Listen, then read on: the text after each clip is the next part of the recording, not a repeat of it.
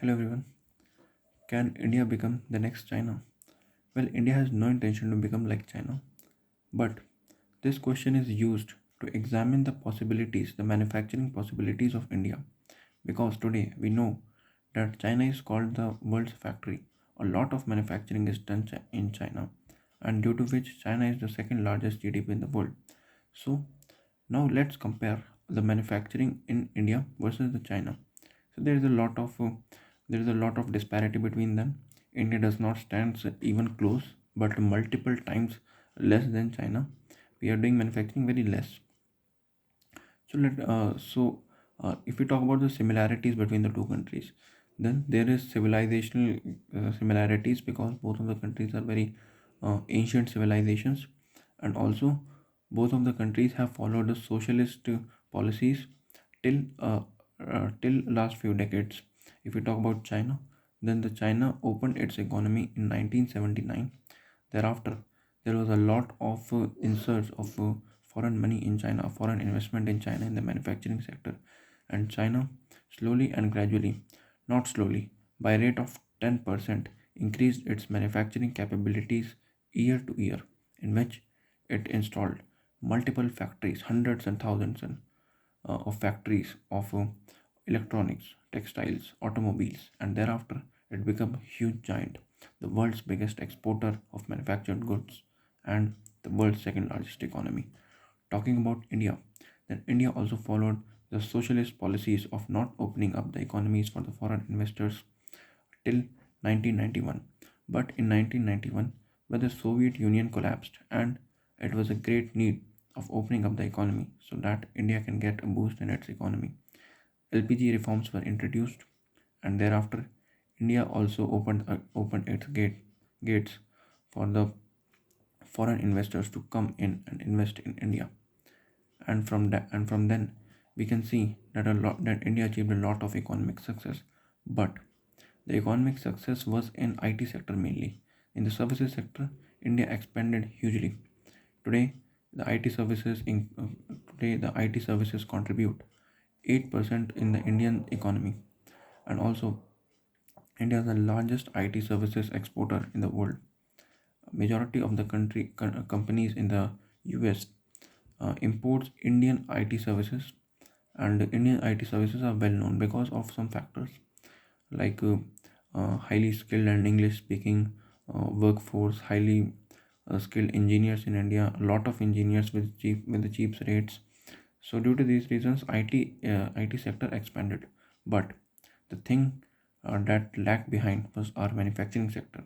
Indian manufacturing sector did not had a boost, hadn't achieved a boost even after the LPG reforms because there were certain reasons for it, and even today these reasons stand very they stand very tough, and still there it is a challenge in front of the Indian government to mm, to take the Indian manufacturing sector to another level. The reasons are number one, the infrastructure. If we compare it with China, then China is having a very world class infrastructure. In terms of infrastructure, China is said to be the most advanced country in the world, even on the hilly terrain. Even if we go from east to west, Chinese infrastructure is clearly world class and way ahead of India.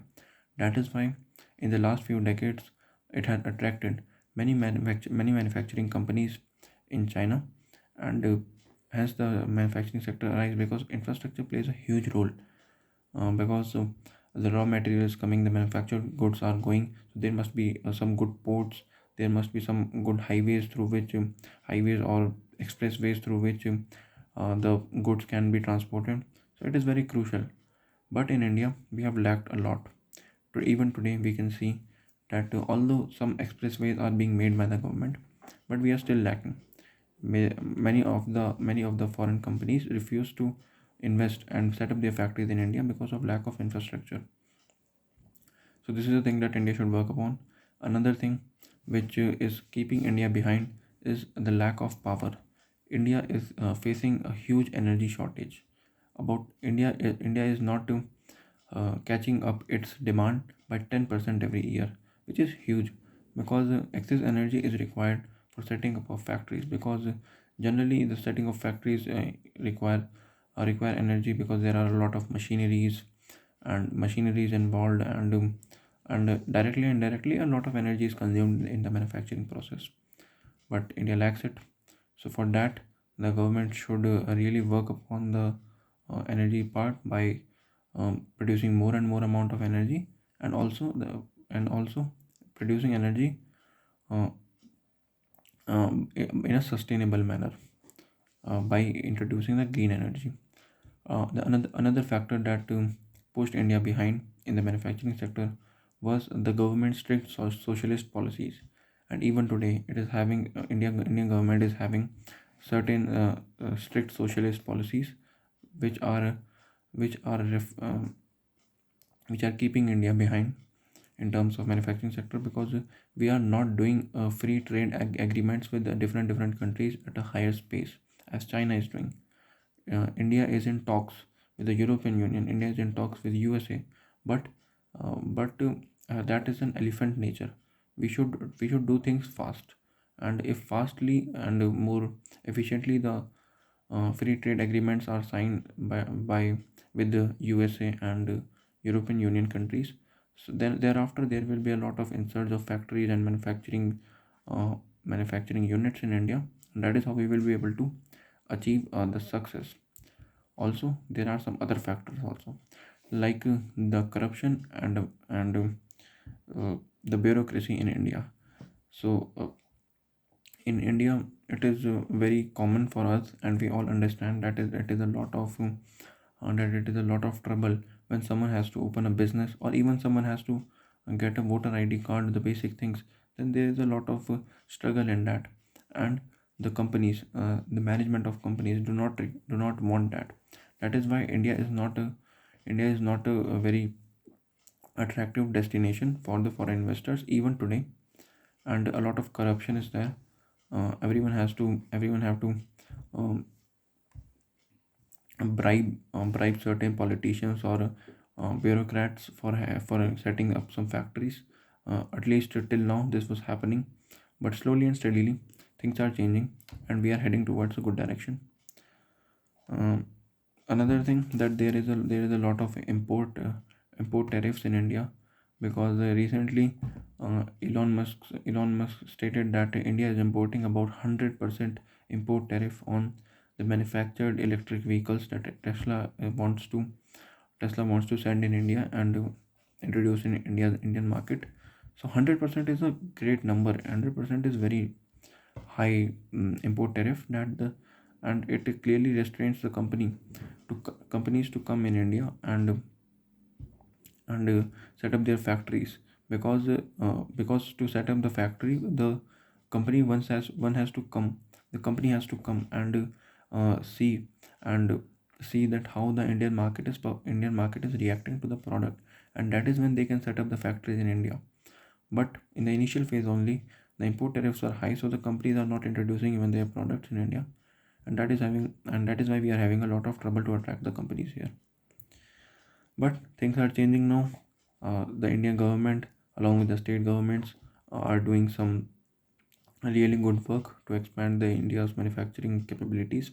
Like number one, a lot of subsidies are being provided, not only for the foreign institutional investors, but also to the local manufacturers, to the local MSMEs. A lot of subsidies are provided, and PLIs, the project link incentives, are also provided to different startups, to different small scale manufacturing units. These kind of schemes are there for these small small manufacturing companies. And the startup culture in India is also expanding, but still the startup culture is more in the service sector.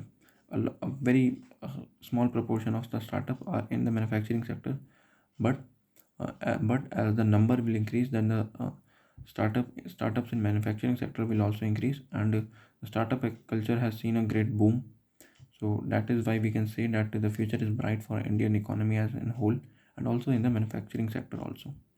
Another thing, India is trying to educate population, its young population, which is still below 30. Average population is still below 30. So India is educating it, have and it can be turned out to be a highly skilled labor, which can attract the investors to invest in India, set up their manufacturing factories. And also the skilled labor, the skilled people can also set up their own factories, do their own startups, and have their own frameworks and work on that. That is how we will be able to achieve our manufacturing goals. But there are some challenges also, as I mentioned before. There are some challenges like power, energy, infrastructure, and all. Another challenge is that when China achieved all these manufacturing goals, then there was nothing like automation. Almost nothing was there like automation. But today we can see that automation is a great threat, and which can cancel out the Indian leverage of cheap labor. So this is a thing that haunts the Indian manufacturing industry.